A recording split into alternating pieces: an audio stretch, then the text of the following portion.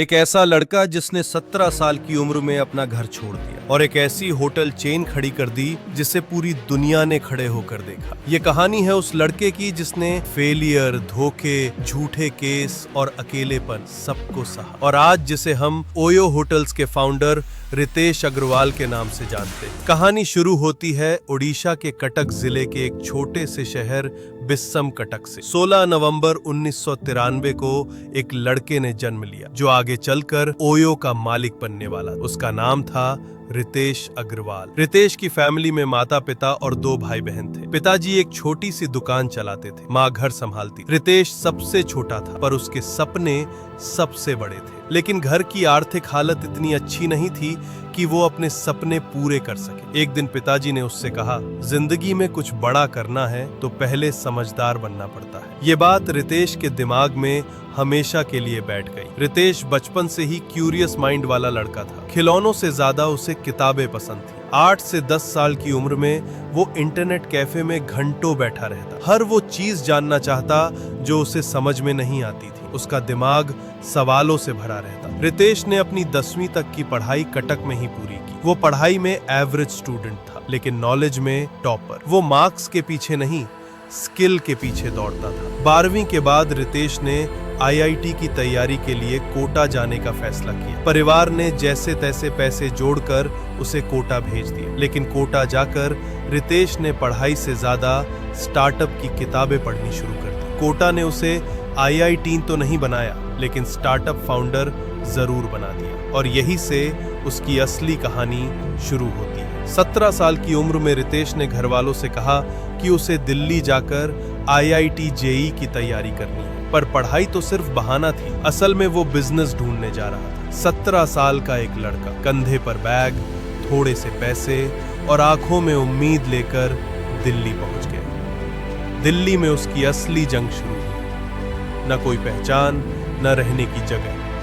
कई घंटे सामान लेकर घूमता रहा। आखिरकार एक छोटा सा कमरा मिला जिसमें 6 लोग रहते थे। कभी पंखा नहीं चलता तो कभी नहाने को पानी नहीं मिलता। लेकिन वही कमरा उसके स्टार्टअप का पहला हेडक्वार्टर बन गया। रितेश को पता था कि वो IITian नहीं बनने वाला। क्लास में टीचर पढ़ाते रहते थे, स्टूडेंट नोट्स लिखते थे और रितेश बैठा बैठा बिजनेस आइडिया सोचता रहता था।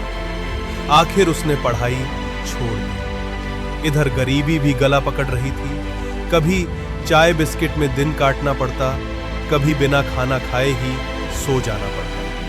धीरे धीरे जो थोड़े पैसे थे वो भी खत्म हो गए। कई बार उसे लगा कि उसने गलती कर दी, लेकिन हार मानना उसके स्वभाव में नहीं था। उसने लाइब्रेरी जाना शुरू किया। उसने सोचा अगर पैसे नहीं हैं तो नॉलेज मेरी करेंसी बनेगा। वो बिजनेस बुक्स पढ़ने लगा, स्टार्टअप केस पढ़ने लगा।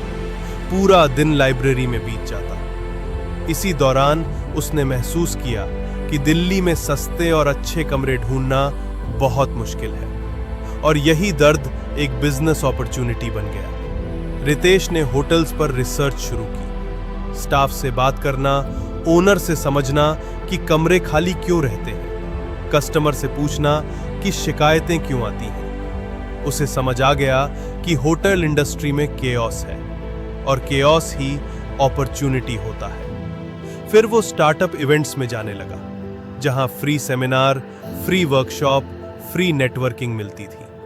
कई बार तो वो सिर्फ स्नैक्स खाने चला जाया था क्योंकि खाने के पैसे भी नहीं होते थे। लेकिन नेटवर्किंग ने उसे आइडिया, कॉन्ट्रैक्ट और हिम्मत दी।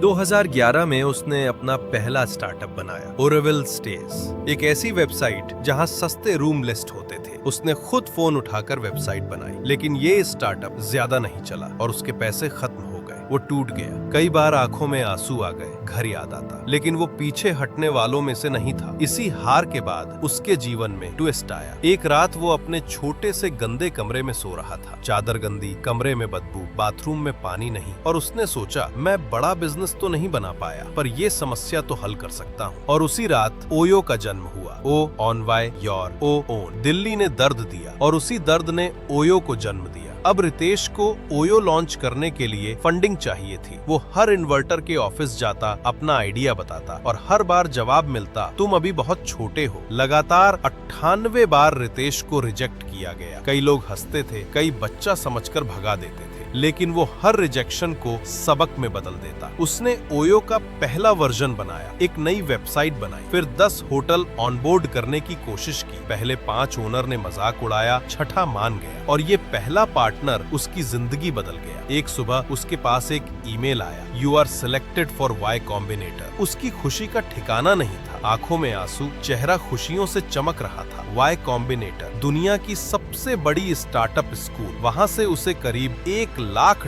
की फंडिंग मिली, तो दुनिया के बड़े फाउंडर्स से मिलने का मौका मिला, बहुत कुछ सीखने को मिला। दिल्ली ने उसे आइडिया दिया, अमेरिका ने उसे एंटरप्रेन्योर बनाया। वापस आकर उसने ओयो को असली रूप दिया, नई वेबसाइट, नया ऐप, नई टीम। एक शहर, फिर 2, फिर 3 और देखते ही देखते पूरे भारत में ओयो की बारिश होने लगी। पहले 10 होटल, फिर 20, फिर 200 और फिर 20,000 से अधिक होटल। एक छोटे से कमरे से शुरू हुआ सफर अब हजारों इमारतों तक पहुंच चुका था। भारत में सफलता के बाद रितेश ने इंटरनेशनल लेवल तक ओयो को पहुंचा दिया। नेपाल, चीन, Japan, UK, USA, UAE, Indonesia, Vietnam. OYO दुनिया की सबसे बड़ी होटल चेन्स में शामिल हो गया। लेकिन असली झटका अभी बाकी था। एक होटल मालिक ने शिकायत की कि ओयो ने पेमेंट नहीं दिया। उसने एफआईआर करा दी। खबर आग की तरफ फैल गई। मीडिया ने इसे और बड़ा बना दिया। रातों रात लोग रितेश को विलन कहने लगे, लेकिन रितेश भागा नहीं। वो सामने आया और बोला, गलती हमारी है, सुधार भी हम ही करेंगे। उसने पेमेंट इशू ठीक किए, कॉन्ट्रैक्ट सुधारे, एक नई टीम तैयार की और ओयो फिर से खड़ा हो गया। लेकिन एक और बड़ा दुख उसका इंतजार कर रहा था। 2023 में उसकी माँ का एक्सीडेंट हुआ और उनकी मौत हो गई। दर्द बड़ा था, लेकिन रितेश ने खुद को संभाला और आगे बढ़ता रहा।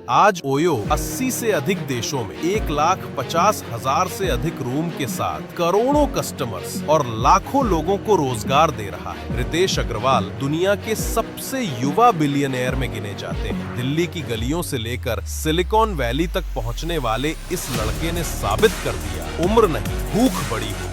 अगर आपको ये कहानी पसंद आई हो तो लाइक करें, चैनल को सब्सक्राइब करें और बेल आइकॉन दबाएं ताकि अगली वीडियो का नोटिफिकेशन सबसे पहले आपको मिलते हैं। जल्द एक नई कहानी के साथ। जय श्री राम।